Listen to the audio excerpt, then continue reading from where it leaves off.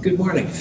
I hope your day has been going well. You survived our fake snowpocalypse last night. So anyway, what we're going to do today is continue talking about Lewis structures, which is the big part of the first several chapters we're looking at. I do want to make some announcements, though, about this following week because it's a little crazy. Next Monday is Martin Luther King Day, so we won't have a lecture at 9 o'clock. We also won't have a lab at 1:10 on Monday, so that's kind of making some schedule changes that are needed to just let you know. But Monday, hang out, but don't come to school. So what's going to happen then is next Wednesday, right now, a week from today, all right, you'll turn in problem set 1, which you'll use that video to look over your thing to self-correct.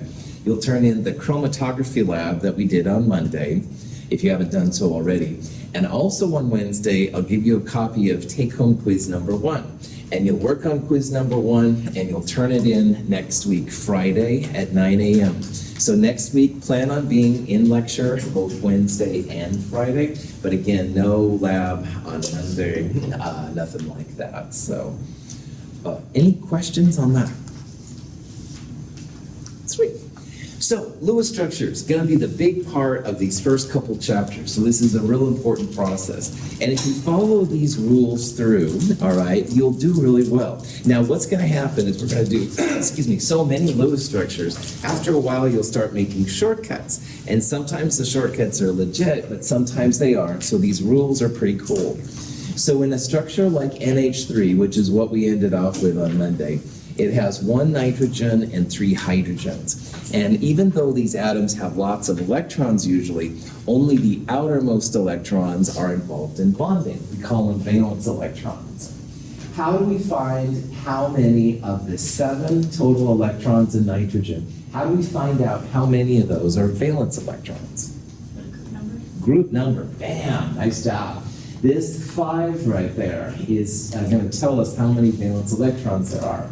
And again, please use what I call the American version of the periodic table, where 1A and 2A are on the left and 3A through 8A are on the right.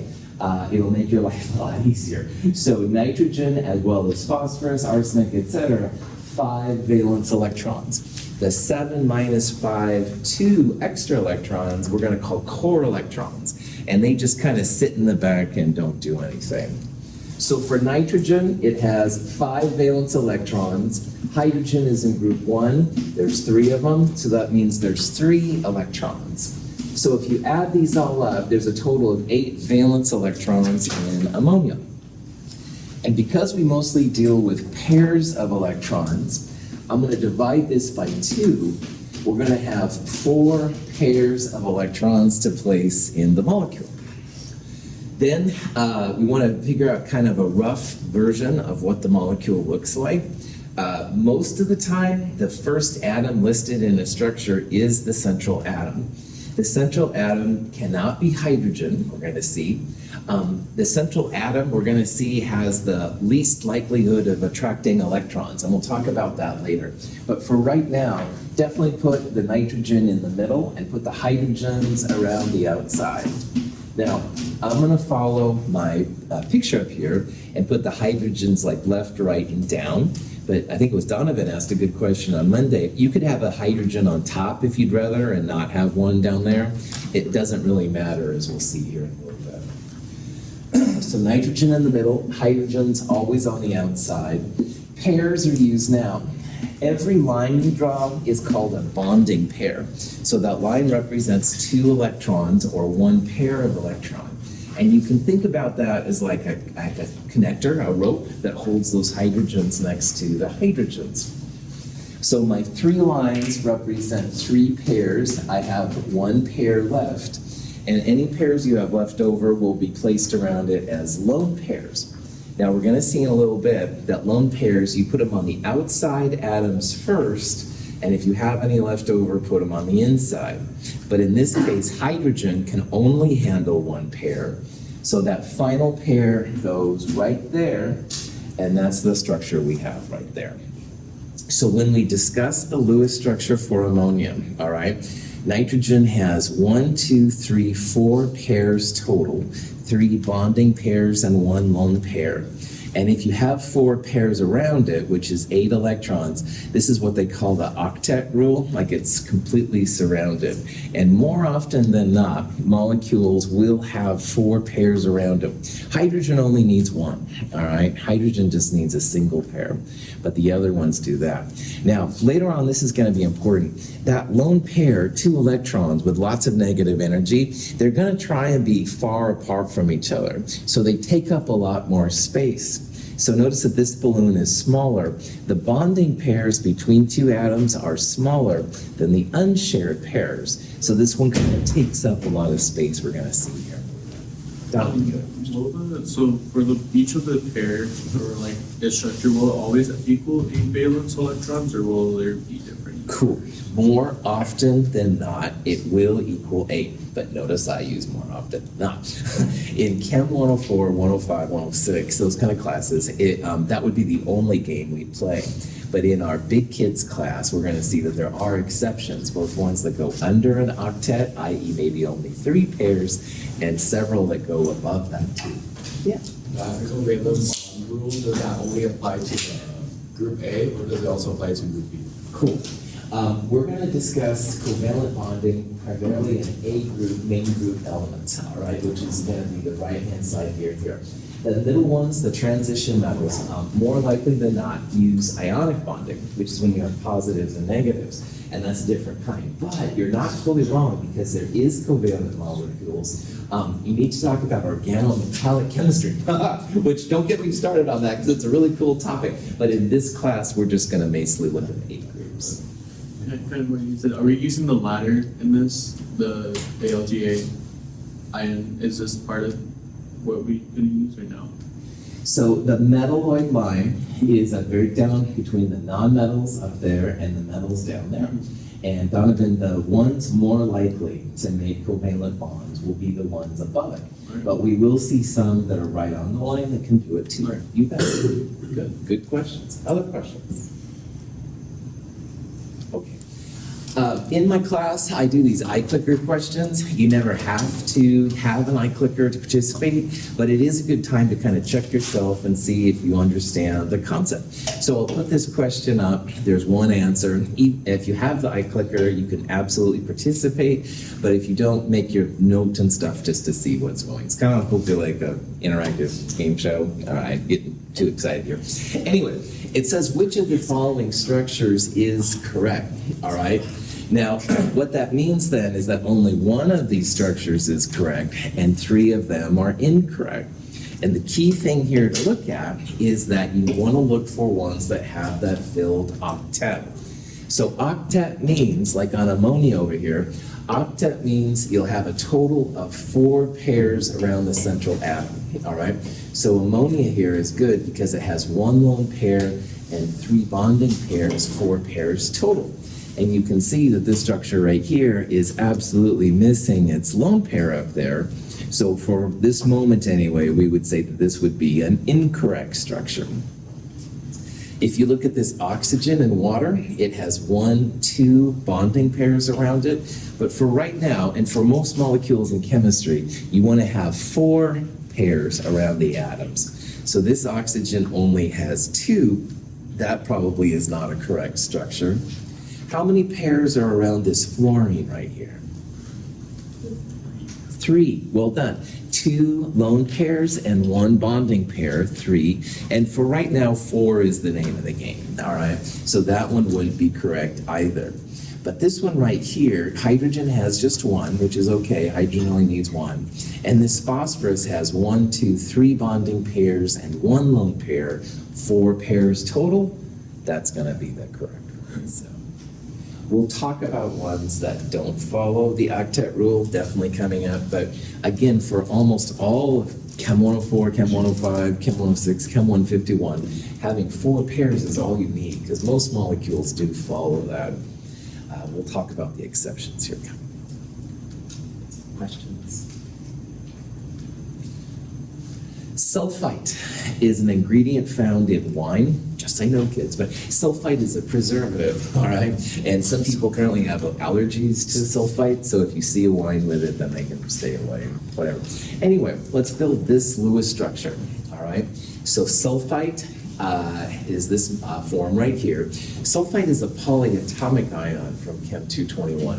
And what's kind of interesting about these polyatomic ions, overall it's ionic, so it has a -2 charge, but the molecules insides, if you will, are covalent.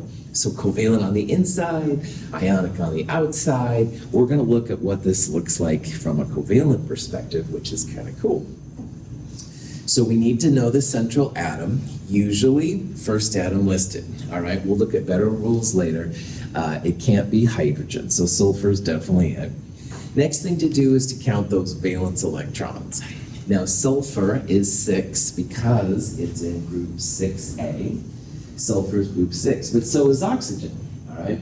And again, everything in this column has 6 valence. So that's oxygen, sulfur, selenium, tellurium, all that kind of jazz.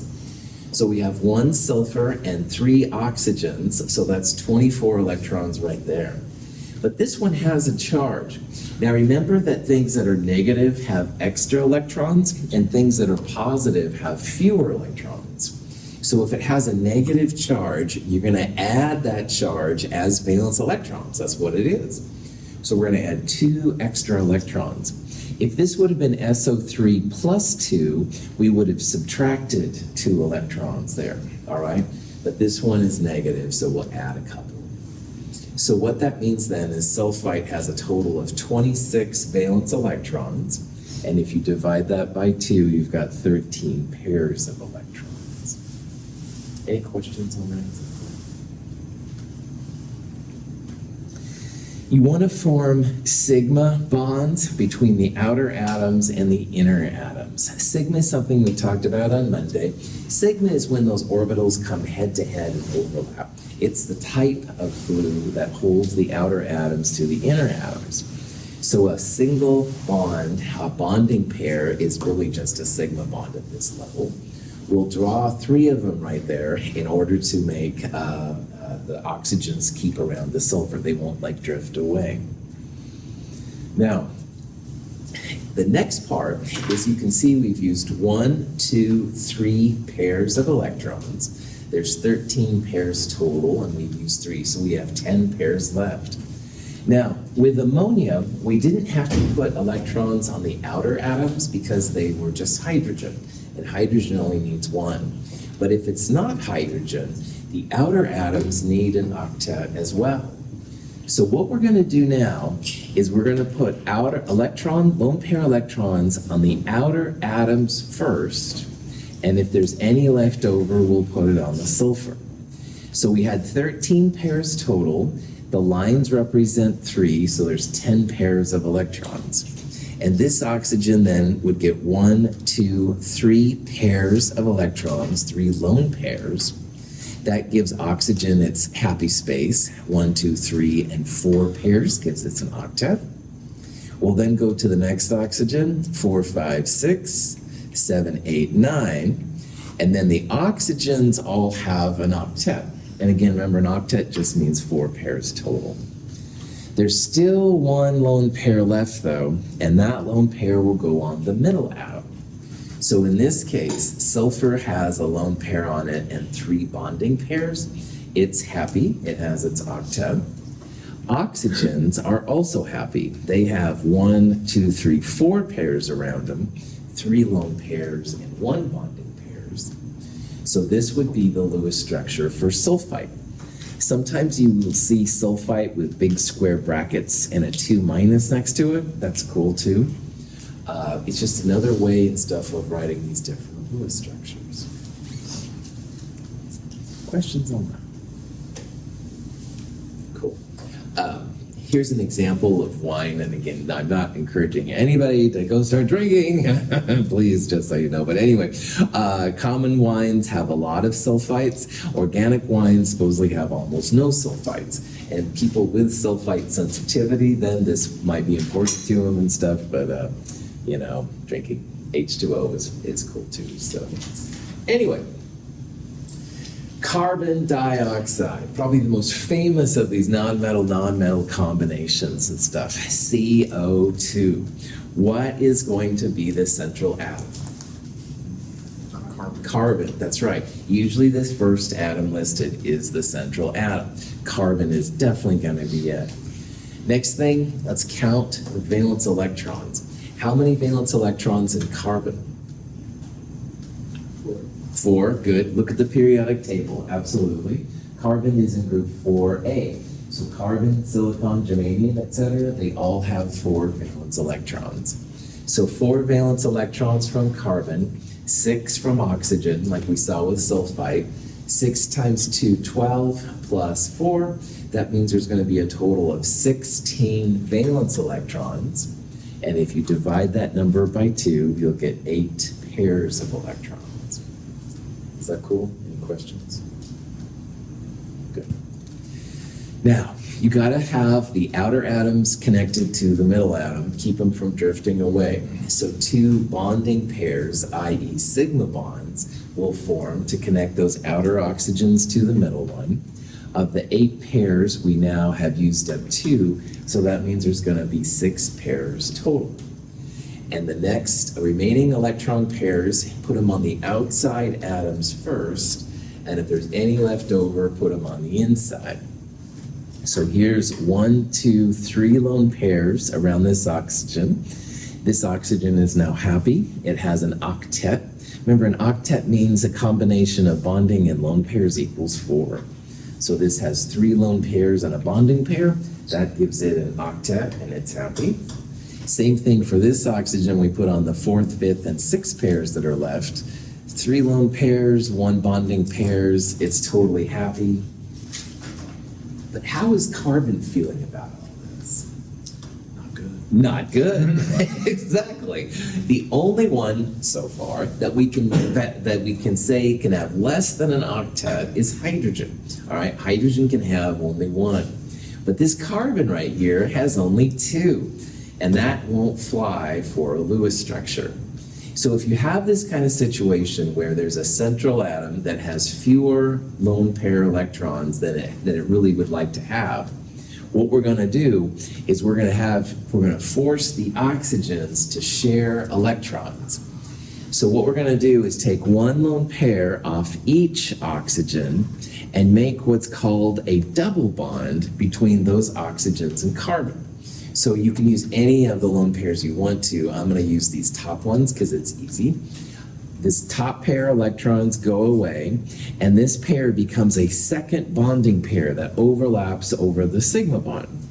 So carbon dioxide is best written like this, because by making this second bond, the oxygens are still happy. They have 2 lone pairs and 2 bonding pairs now, so they still have 4. They have to share one of their lone pairs, but they're okay with it, all right? And this one is 2.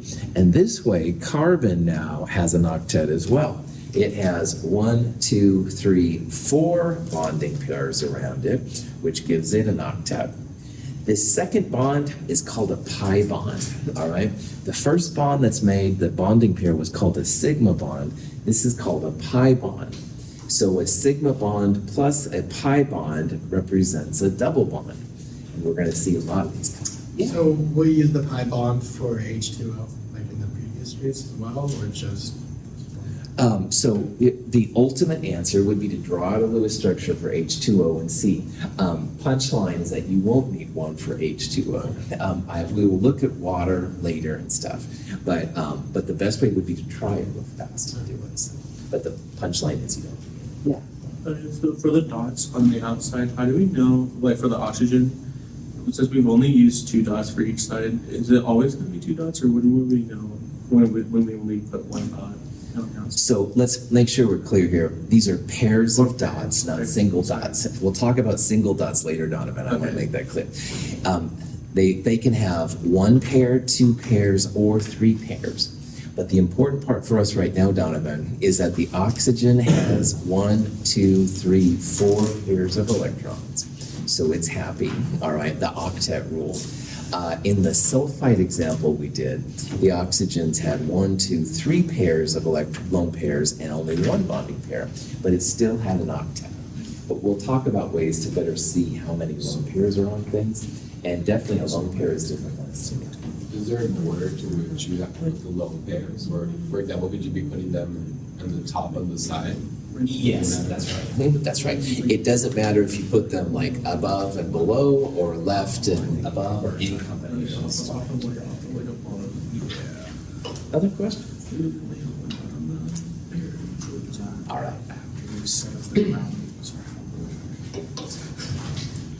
So far, we've only seen carbon dioxide as having a double bond, but there's actually a lot of different cases where a double bond is possible. And again, a double bond, like this one right here, the one bond is a sigma bond. It's like the first one that comes in through head-to-head overlap, and the second one is called a pi bond. So this is a double bond where one would be sigma, and one would be pi, and it doesn't matter which is which. This would be a double bond, this would be a double bond, etc. Double bonds are kind of cool because they do give a little bit more strength to the molecule, and there's some chemical reactivity that a double bond will go through that single bonds won't. So we're learning here like how to put double bonds in, where they go, and stuff like that. But we'll see a lot of them. There are also some examples of triple bonds we're going to see. So that would be 1 sigma and 2 pi bonds. We'll get to that here in a little bit. Now, sulfur dioxide is a precursor to sulfuric acid. Pretty nasty stuff. Don't want to be around sulfur dioxide if you don't have to. But if you want to draw the Lewis structure for it, sulfur would be the central atom because it's listed first. Next thing, valence electrons. Don't forget the valence electrons. Sulfur is 6, oxygen is 6, and there's 2 of them. So 6 times 2 plus 6 is 18. 18 divided by 2, 9 pairs. Start off by drawing a lone pair, a bonding pair between the outer atoms and the inner atoms. That's that line right there. That's 2 of our 9 pairs. We've got 7 more to go. Then the outer atoms get an octet. So in this case, this oxygen gets 1, 2, 3 lone pairs. 3 lone pairs and a bonding pair gives it an octet. We'll do the same thing over here on this oxygen to give it 3 lone pairs, so it has an octet. And there's 1 more lone pair left over, and that's going to go on the sulfur. Oxygen can only have 4 pairs total. All right, sulfur gets the extra one right there. Now, if you look at this molecule, are the oxygens happy, i.e., do they have an octet? Yes. Yeah.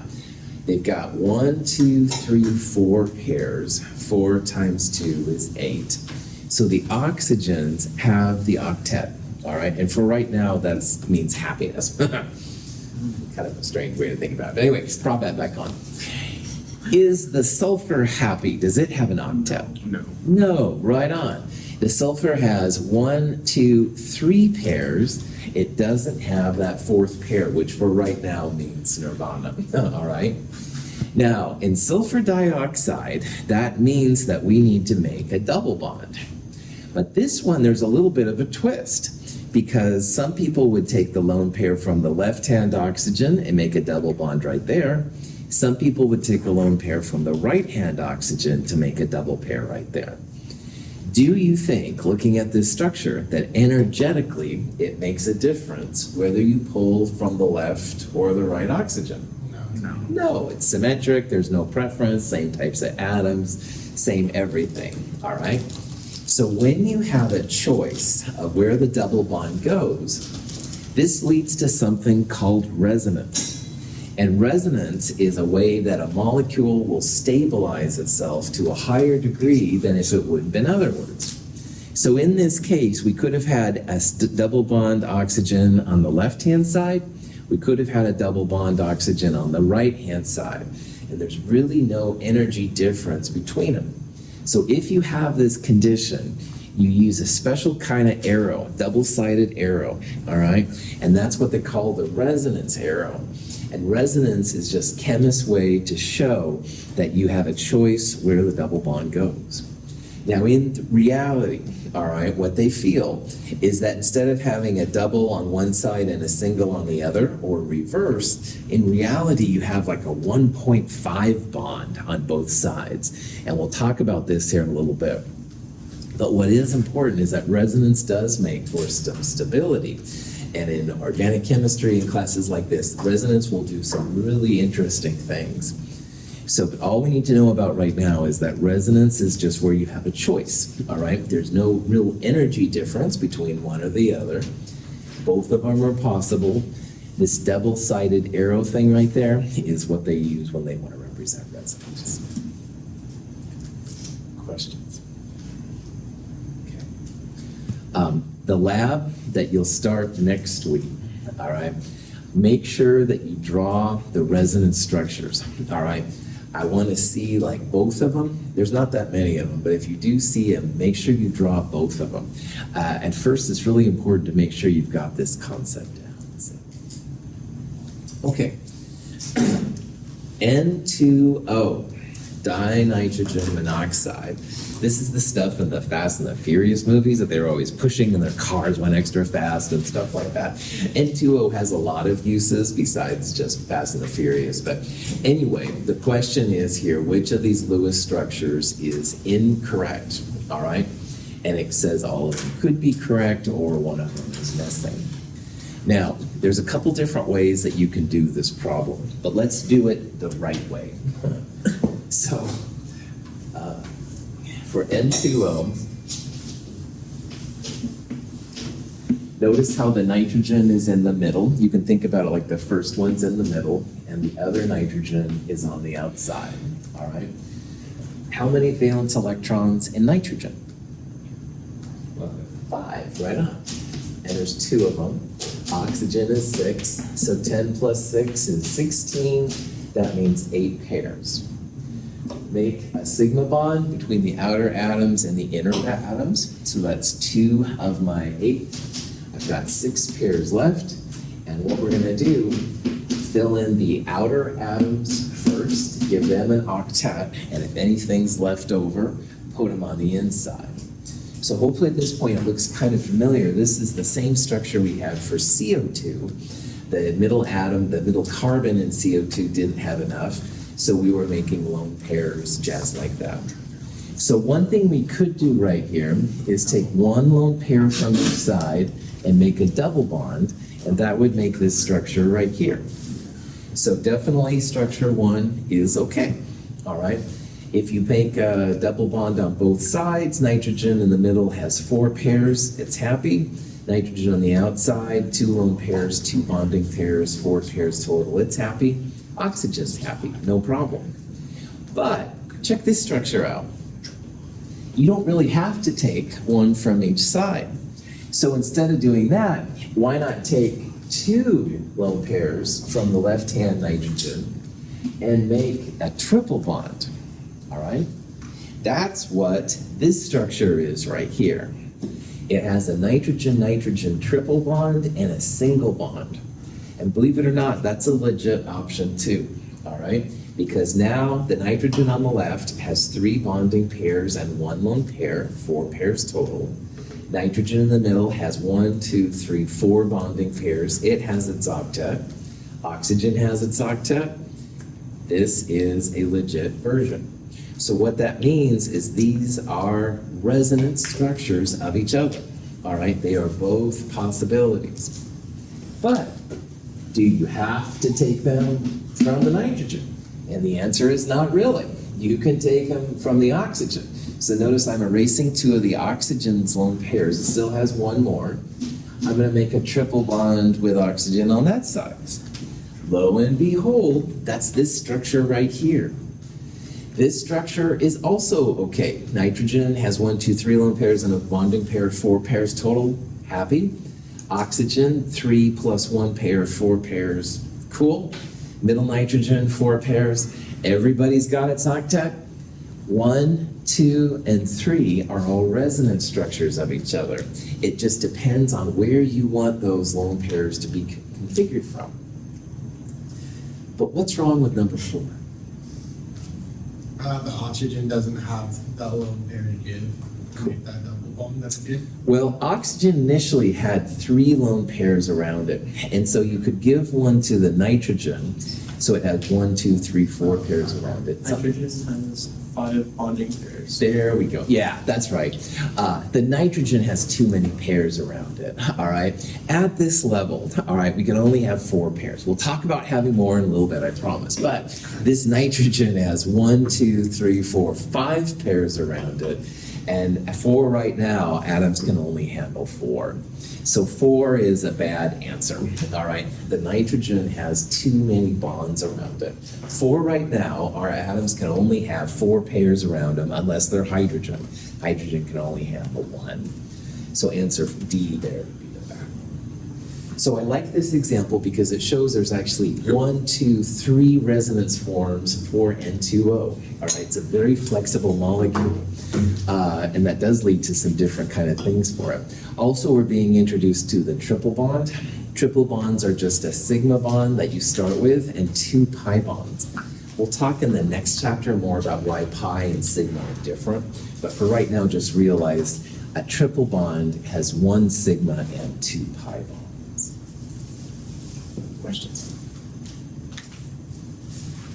I know you're all anxious to see violations of octet rule, i.e. when the atoms aren't cool but are cool. So anyway, let's talk about them, all right?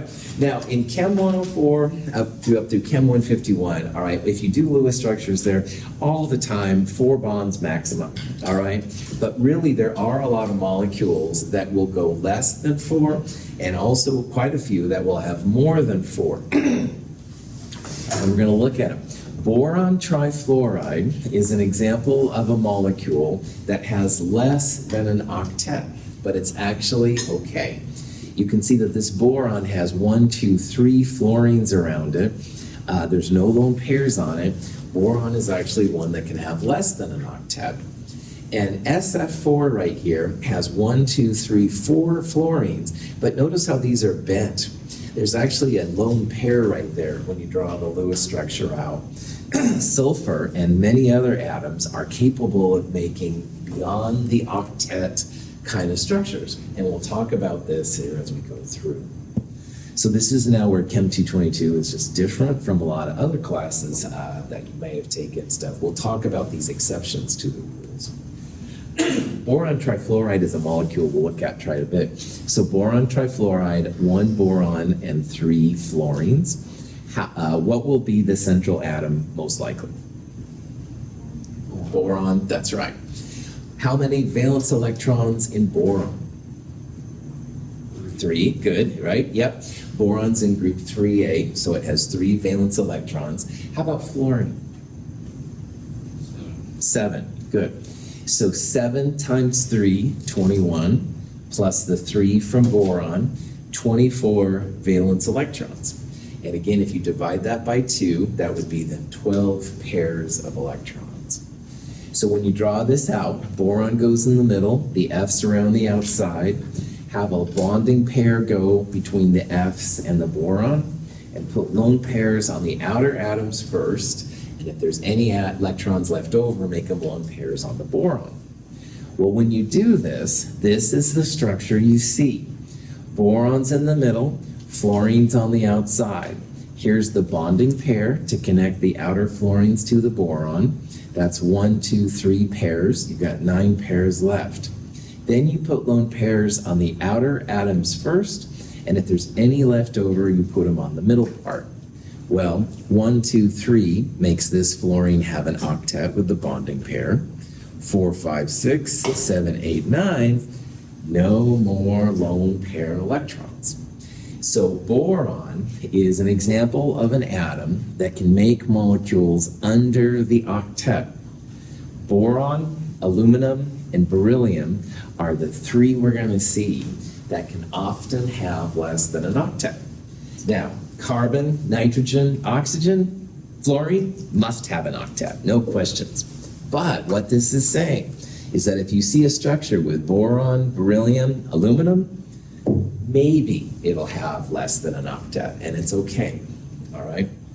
So this is where it gets a little funky, but most molecules, DNA, sugars, caffeine, TNT, whatever, they'll all have octets, all right? Because it's carbon, oxygen, nitrogen. Those are the big three, all right? But if you happen to deal with something with boron, aluminum, or beryllium, you can't have less than an octet, and it's okay. Questions? Okay. Sulfur tetrafluoride. It's a fascinating compound, SF4. Now, after a while, you'll do so many of these Lewis structures, you won't count valence electrons and stuff, and you'll be like, oh, Russell, I've got better things to do. So I'm going to write this 4 bonds, fluorine, it's pretty sloppy. I'm going to draw like that and move on to the next problem. All right. Oh, count the electrons, man. So it's going to be easy. There's lots and lots and lots of structures where the central atom has 4 pieces around it, all right? But don't always assume, in Chem 222 anyway, that this will be the structure, and I'll show you why. So central atom, definitely sulfur, check. Fluorine's on the outside, put a bonding pair to the outside and the inside, blah, blah, blah. But here's the kicker, valence electrons. All right, well, fluorine is 7, as we saw, 7 times 4, 28. Sulfur, like oxygen, is 6. So 28 plus 6, 34 electrons, or 17 pairs.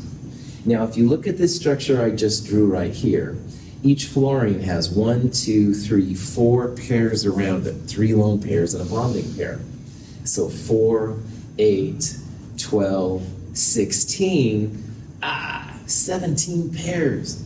So one thing I will just kind of let you know is that try to count the electrons, all right? I know it gets kind of tedious after a while, and a lot of them will have only 4 pieces around it, but not sulfur tetrafluoride. It has a 17th pair, and if there's any left over, they go on the central atom. Sulfur is an element outside of the second period. And if you have an element that's outside of the second period, third period and lower, it can have more than an octet. So let's review what a period and group is. Groups go top to bottom, all right? And they're super important in chemistry. So we saw that sulfur, as well as oxygen, selenium, they all have 6 valence electrons. Chemists use groups all the time. But periods go left to right. And what this is saying is basically the second period, which is lithium through neon, which includes carbon, nitrogen, oxygen, those will never have more than an octet, all right? However, elements that are third period and lower can have more than an octet.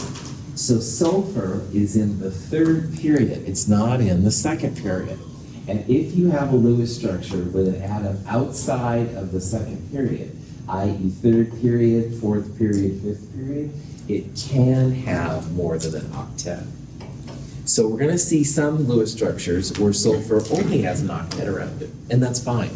But in this case, sulfur is going to have a 5th pair of electrons around it. So anything outside of the second period, anything that's not boron, carbon, nitrogen, oxygen, fluorine, and neon, can have more than an octet. Questions? Earlier, Donovan said about electrons, and I wanted to make clear that we're talking about pairs of electrons and not single electrons. Single electrons will sometimes play a factor with Lewis structures.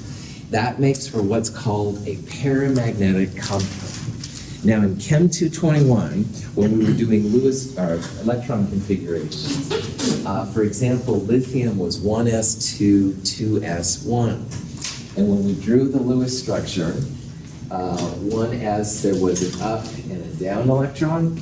In 2s, there was a single electron by itself.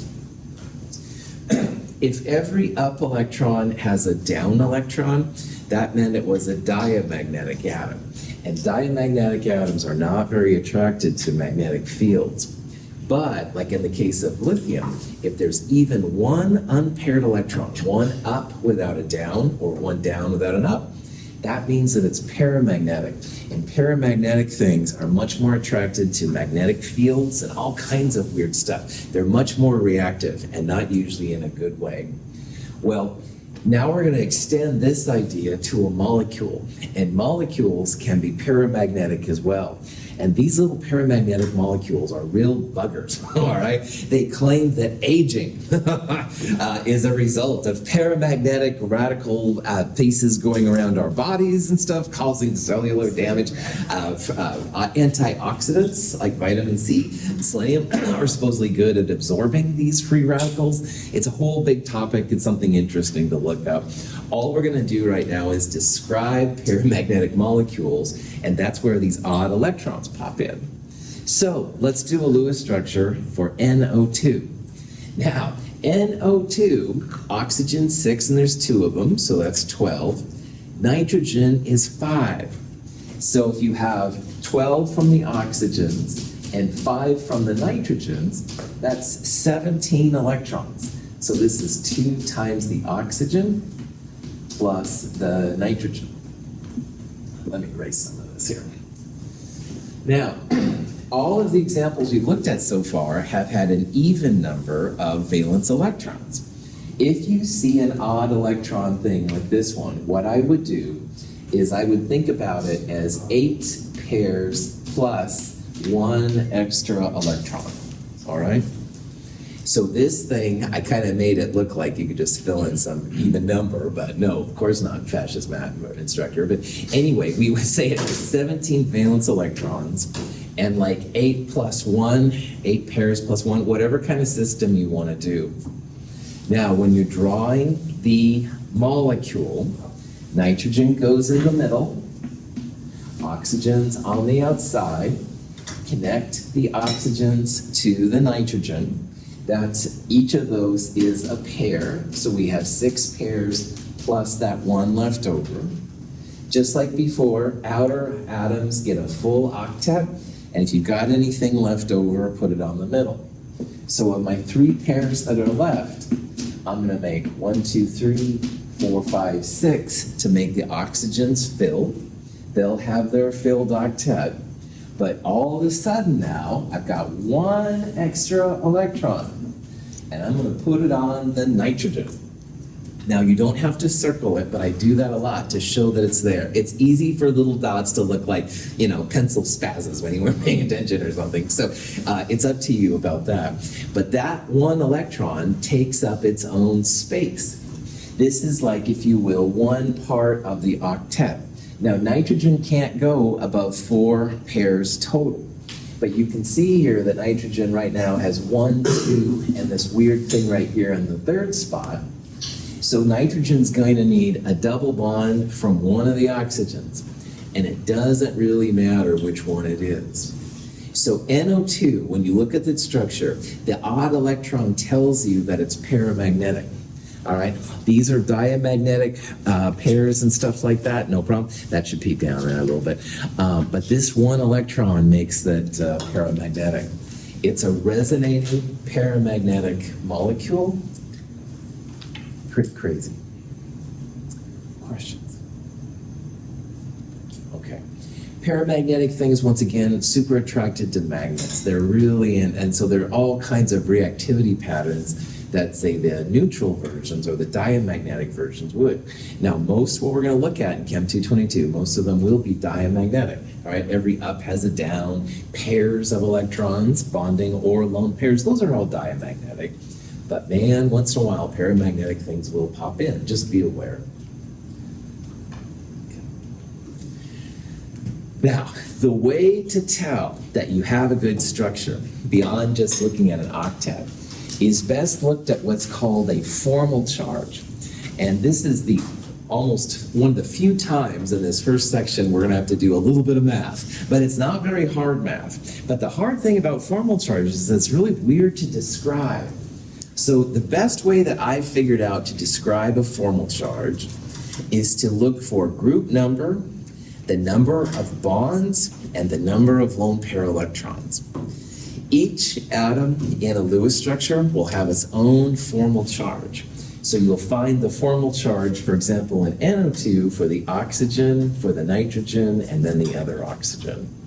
So to find the formal charge on the nitrogen, you would take its group number, you would subtract the number of bonds, and subtract the number of lone pair electrons. When you have the formal charges for all the atoms in a molecule, then you want to have the one molecule that has more zeros in it is better. And I'm sure that's about as clear as mud. So let me go through some examples here in a little bit. I have a guide on formal charges, which has helped people in the past. This is an extra handout in the handout section of the companion, or you can look at it online.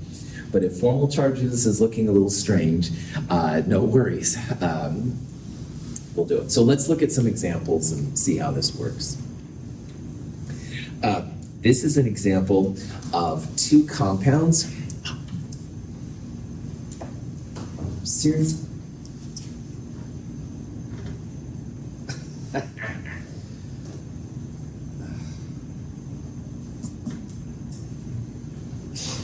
You know, the one time I did check the sound and stuff, and here it comes out. Let me see. Shoot. Well, just 1 second. I want to see what this. I've got a moving theory here as to why. Good.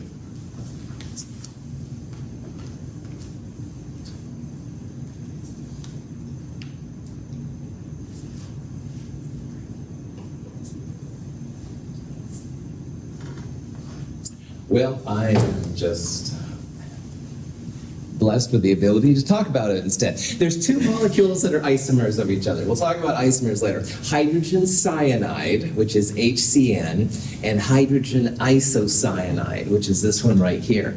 Now, this is nasty stuff. This is the stuff that when someone is condemned to death in the prison system.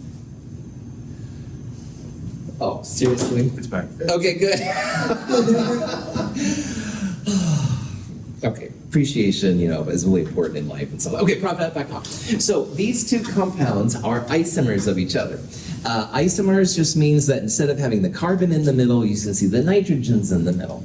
And both of them, if you look at them, don't worry about the numbers for right now, they have, everything has an octet, all right? The outside one has 3 bonding pairs and a lone pair. It's got 4. The middle one has 4 bonding pairs total.